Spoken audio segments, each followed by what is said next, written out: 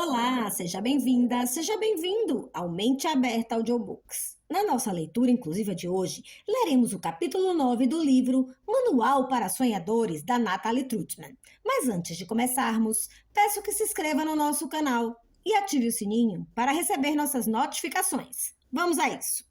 9. A procura da sorte. Sempre que a sorte bateu em minha porta, me encontrou trabalhando. Pablo Picasso. Uma das coisas que mais me impressionou quando morei no Sri Lanka foi a questão da sorte. Fiquei muito surpresa ao ver como as pessoas de lá são obcecadas com a sorte de uma forma que chega a parecer cômica para nós. Lembro que, no dia em que meu namorado, hoje meu marido, e eu chegamos a Colombo, fomos dar uma volta pela cidade de manhã em um táxi e passamos na frente de um hotel onde estava entrando uma noiva e noivo, além de toda a família e convidados. Curiosos, perguntamos para o taxista do que se tratava e ele nos ofereceu nossa introdução à cultura da astrologia que rege o país e falou sobre como tudo o que os srilanqueses fazem é decidido pelos seus mapas astrais. No caso do casamento, a data e a hora certa para fazer a cerimônia e a comemoração eram decididas com base nos mapas astrais. Estes definiam qual era o momento com mais sorte para os noivos formalizarem a união, mesmo se isso significasse que tinham que se casar em um horário inóspito no meio da madrugada ou à noite. Nós achamos tudo isso muito engraçado e bizarro. Mas logo descobrimos o quão séria era a leitura dos mapas astrais. E, na verdade, era a base fundamental para decidir se um homem e uma mulher podiam sequer namorar. Como lá se dirige do lado esquerdo da rua e o trânsito é um caos total, em que todos buzinam e jogam os carros de um lado para o outro, a empresa para a qual eu trabalhava me ofereceu um motorista como medida de segurança. Ele era um homem jovem e simpático que se chamava Índiga e sonhava ter uma tatuagem de dragão no ombro, além de conseguir um trabalho na Arábia Saudita, onde poderia ganhar um salário melhor, trabalhando como garçom em um dos grandes hotéis locais. No começo, eu achava que ter um motorista era um absurdo. Para me acostumar com a ideia, sentava no banco da frente. E foi aí que aproveitei a companhia e o bom humor de Índiga para perguntar sobre a cultura, aprender algumas palavras básicas da língua e ouvir várias histórias. Lembro que certa vez ele conheceu uma mulher durante um fim de semana passeando com seus amigos no parque e se entusiasmou muito por ela. Pediu-me um adiantamento de salário porque queria convidá-la para comer um bolo e tomar um refrigerante. Parecia que ela também tinha gostado muito dele, porque tinha aceitado seu convite. Passaram a se encontrar durante vários sábados com outros amigos no parque, já que na cultura deles não é bem visto que jovens solteiros, especialmente mulheres, se encontrem sozinhos com possíveis pretendentes. Eu acompanhava a evolução do romance e a cada segunda-feira, Índiga parecia mais sorridente e animado. A menina realmente estava interessada nele. Então, chegou o momento em que ambos decidiram que estava na hora de fazer seus mapas astrais e ver o que seus astros tinham para falar sobre o relacionamento. Infelizmente, os planetas de cada um não batiam nos 8 pontos mínimos em que precisavam coincidir para que o relacionamento deles pudesse ter um futuro cheio de boa sorte e, em consequência disso, ambos decidiram parar de se ver. Quando questionei por que ele não tentava de novo e esquecia o prognóstico dos mapas astrais, ele me respondeu muito seriamente que isso não se fazia, porque era ir contra a vontade dos deuses, o que poderia trazer muito azar para sua família. Eu ainda tentei insistir um pouco mais, falando que se se gostavam, era uma pena que desistissem sem sequer tentar. Mas ele só balançou a cabeça do jeito engraçado que eles fazem e retrucou: "O que posso fazer?" Lembro que fiquei perplexa ao ver como alguém tão jovem podia ser tão resignado e temeroso dos mapas astrais e como nem sequer existia nele a vontade ou o atrevimento de questionar ou de desafiar algo que ninguém conseguia provar. Mas também me impressionou muito a forma como ele conseguia controlar suas emoções e a decepção sem fazer drama, simplesmente aceitando que existia algo muito maior que ele, que era o que, no final do dia, tomava as decisões. E não era só a questão dos casamentos e relações que era regida pelos planetas. Logo descobri que a cultura toda seguia os famosos mapas astrais e a questão da boa sorte. Por exemplo, de manhã, quando eu entrava no carro para ir ao trabalho, a primeira coisa que Índiga fazia era abençoar o volante, passando suas mãos 3 vezes ao redor dele e inclinando sua cabeça. Quando perguntei do que se tratava, ele respondeu alegremente que era para que os deuses protegessem seu caminho, porque ele gostava do seu trabalho e não queria perdê-lo. Logo, quando já estávamos na estrada e passávamos na frente de um templo budista, e ele sempre parava o carro para descer e fazer uma oferenda, independente se tinha muito trânsito ou se eu estava atrasada para onde tivesse que ir. Uma das coisas que também me impressionou foi a cerimônia que tivemos no trabalho no dia que iam começar a construção de uma nova fábrica.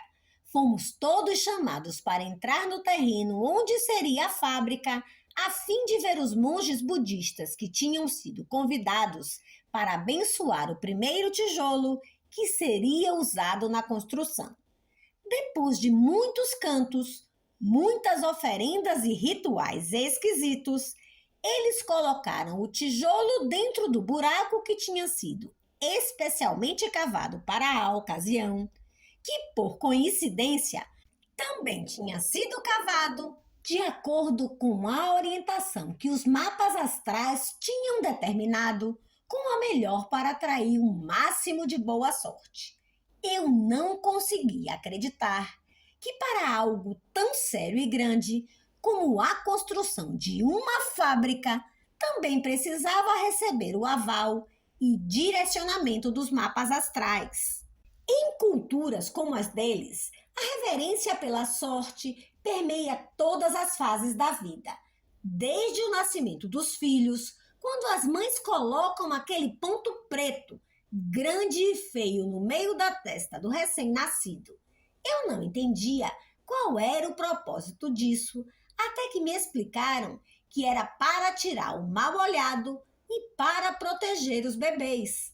Também aprendi que eles não gostam que tirem fotos das crianças, porque acredita-se que as câmeras podem roubar as almas dos pequenos. Como resultado, as empresas que querem fazer publicidade com crianças passam a maior dificuldade tentando achar mães que deixem que seus filhos sejam fotografados e filmados. Também não é costume, nem é bem visto, que as pessoas elogiem um bebê falando "que lindo", como nós fazemos deste lado do mundo. Lá, isso é considerado de muito mau gosto e fonte de muito azar. Em vez disso, se a pessoa quer falar alguma coisa, deve só comentar o quão saudável ou bem nutrido o bebê está. E o nome da criança também é escolhido de acordo com os mapas astrais. Normalmente, eles ditam qual é a primeira sílaba que tem que ser usada no nome para não discordar dos astros e entrar em dissonância com o resto do universo. Mas acho que o que mais me impressionou foi quando aprendi o significado da palavra Hondai. Lá, quando alguém pergunta "Oi, tudo bem?", a outra pessoa nunca vai responder "tudo também. E você? Para eles, isso significa tentar aos deuses com a nossa prepotência e arriscar enfadá-los.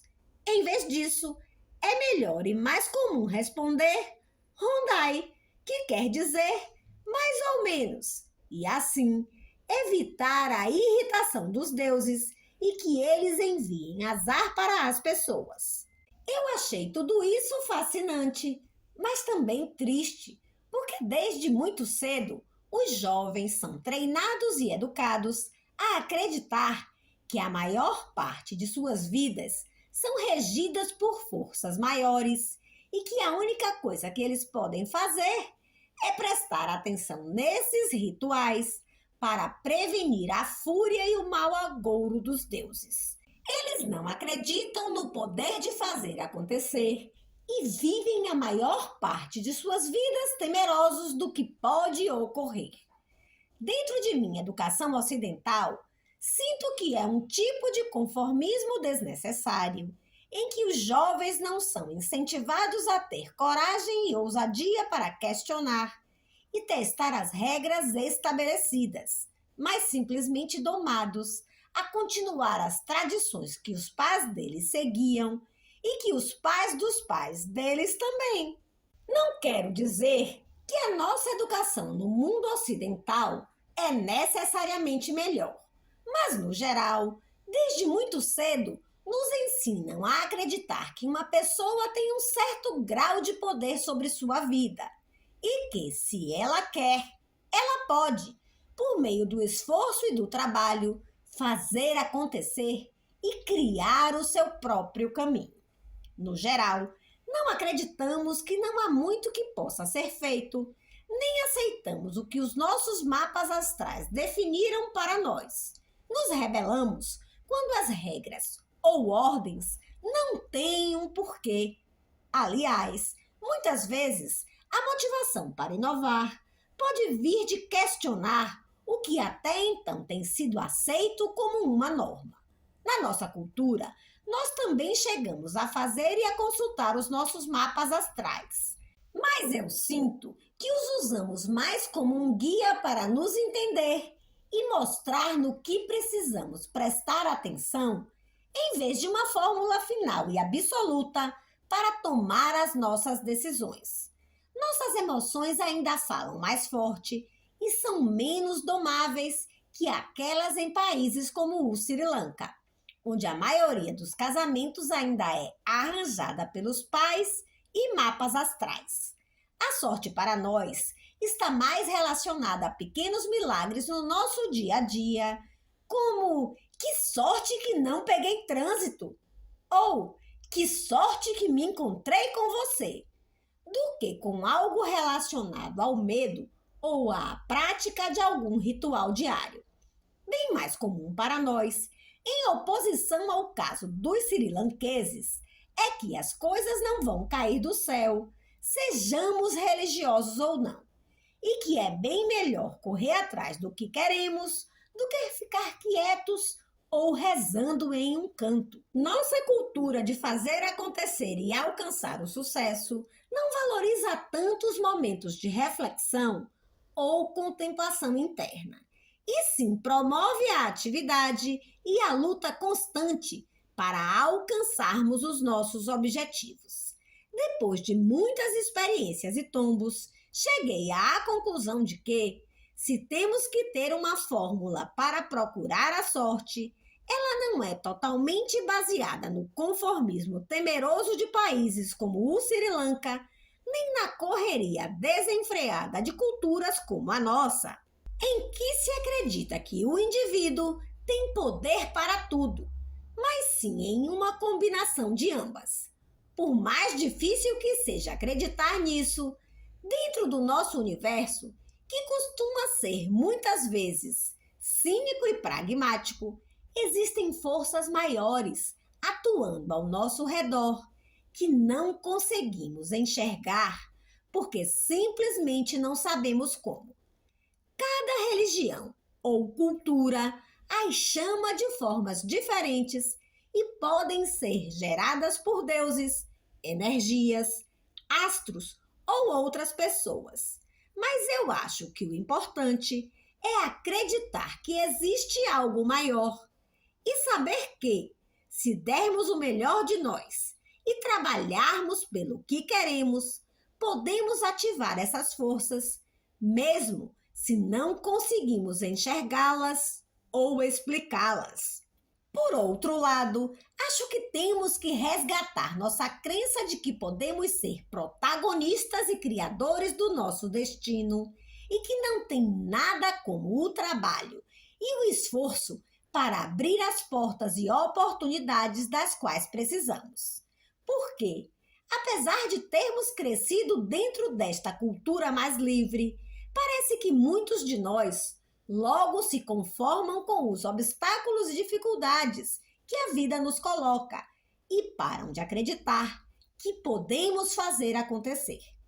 A crença de que os nossos resultados estão diretamente relacionados ao nosso esforço é muito animadora e libertadora, porque nos faz sentir que as decisões estão nas nossas mãos e que temos certo grau de poder sobre nós mesmos e o mundo. O que acontece frequentemente é que, como as coisas muitas vezes não surgem no tempo em que esperávamos, perdemos a paciência e a paixão pelo nosso trabalho. E talvez aí seja importante aprender um pouco da cultura sri-lankesa e não anular a sorte, ou como quisermos chamá-la, só porque não sabemos como nos relacionar com ela. A sorte que nos permite conhecer a pessoa certa na hora certa, que é resultado de ter corrido atrás e saído para encontrar essa pessoa, também nos faz lembrar de que não somos onipotentes e que há outras forças que nós desconhecemos rondando por aí. Nossa responsabilidade é não perder nossa confiança ou fé, só porque as coisas não acontecem no tempo e do jeito que imaginávamos. Também podemos aumentar nossas probabilidades de sorte com ações simples, como nos lançando em iniciativas e aventuras que nos coloquem em contato com outras pessoas que estão agindo. Só o fato de nos relacionarmos com pessoas que estejam fazendo seus sonhos acontecerem já aumenta nossas chances de realizar nossos próprios sonhos. Porque a energia dos outros é contagiosa e aquelas que fazem acontecer não se sentem como vítimas da vida ou do destino. Não receiam que não hajam coisas boas o suficiente para todos. Eles sabem que as possibilidades são infinitas e gostam de animar e ajudar os outros a acreditar que é possível fazer acontecer, se houver dedicação e se os sonhos forem levados a sério. Elizabeth Gilbert contou sua experiência ao escrever o livro Comer, Rezar e Amar na linda palestra que ela deu no TED, chamada Your Elusive Creative Genius, seu gênio criativo elusivo.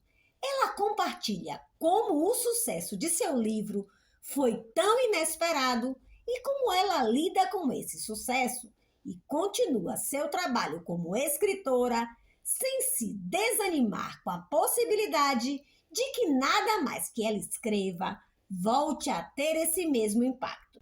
E explica como ela descobriu em suas pesquisas que na Roma e Grécia antigas as pessoas não acreditavam que a criatividade viesse das pessoas, senão de um gênio criativo. E como isso a fez se sentir bem, porque a absolvia da imensa responsabilidade do sucesso ou fracasso. Era tudo culpa de seu gênio criativo. Mas que o que dizia a respeito a ela era simplesmente fazer sua parte, trabalhar e escrever. Se quisermos chamar essa energia de sorte, coragem ou gênio criativo, é escolha de cada um. Mas o certo é que quem se arrisca mais cedo tenta caminhos desconhecidos e se dedica plenamente, aumenta suas chances de encontrar soluções e oportunidades novas. Ao contrário daquele que, por medo, prefere seguir os caminhos mais seguros e aparentemente garantidos.